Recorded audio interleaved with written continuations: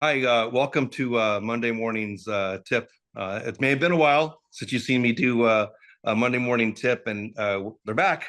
So I'm excited to be able to share with you topical topics. As you may have recalled, if you've seen one before, there are a lot of times are very controversial topics that like Black Lives Matter and what was going on during that period of time, COVID, the pandemic, vaccinations.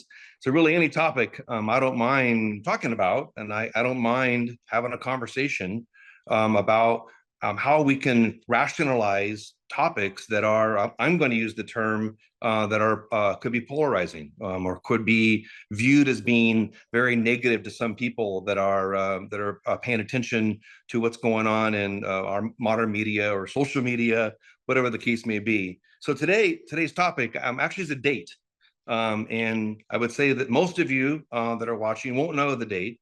But when I tell you what happened on this date, you'll know exactly what I'm talking about and exactly why I brought the topic up today.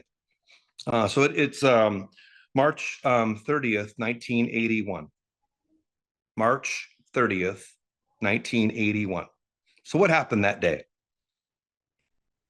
Well, those of you who don't know, President Reagan was shot.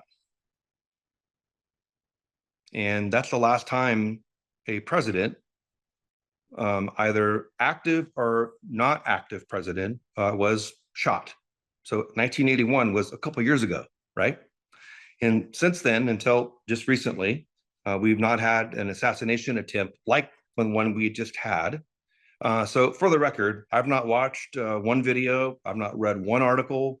I've obviously I know what happened from what people have told me or what I've heard on the news when I'm driving, but I've not paid attention to, I'm going to call it either side of the world of the media. If you be right, be left, doesn't matter. I just haven't paid much attention to the media on what just recently transpired.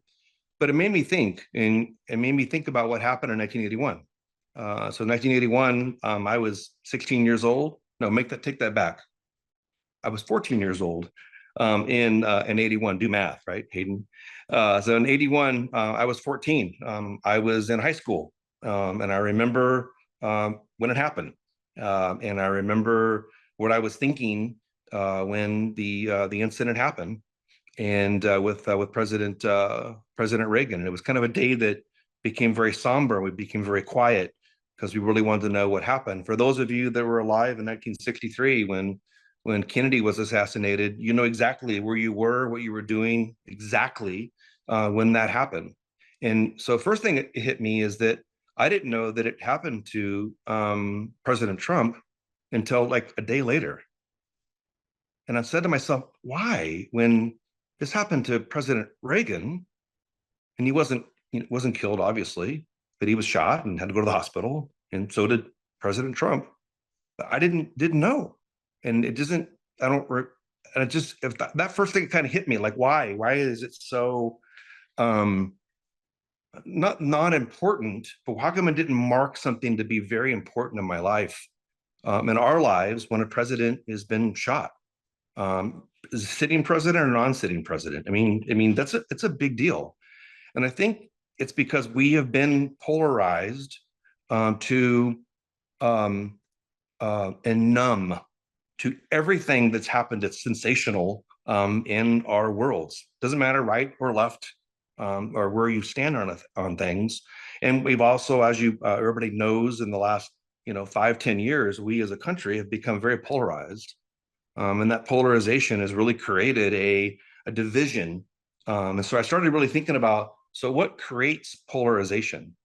So when somebody hears what just happened to President Trump, how do they react? They say, well, blah, blah, blah. Or they, well, blah, blah, blah, blah. Or they blame, blah, blah, blah, blah. Or they point fingers, or so how you react to that is then how you are creating the polarization. Polarization starts with an individual, not a society.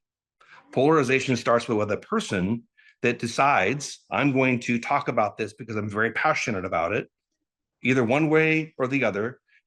Pro Secret Service, anti-Secret Service, Democrat, Republican, liberal, conservative, doesn't matter.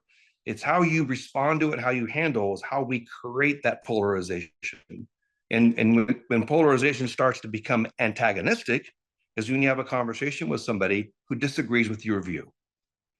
So civil discourse is a term that is used on having a conversation with people and agreeing to disagree and having a civil conversation about something irrelevant of how you feel very strongly about whatever that is, in a topic like this. Like somebody says, well, did you vote for Trump or did you vote for Biden? And people are like, well, that's kind of a personal decision. Well, why can't we have conversations that aren't polarizing about really anything like that at all? So I guess my task or my question or what I wish people would think about when they hear me or when you hear me now is, how are you handling that? How are you handling the things like what happened to President um, Trump? How do you handle it when happened to President Reagan? And did we become a polarized or more polarized after President Reagan was shot? Have we become even more polarized now, potentially as a country because what happened to President Trump? I don't know if it's true, and we have. Well, why? Why is that? What's happened that we have this very strong views one way or the other? And keep in mind, polarization is not a society. It's polarization starts at one. So think about that, and have a great rest of your week. And we'll see you next Monday. Take care. Bye.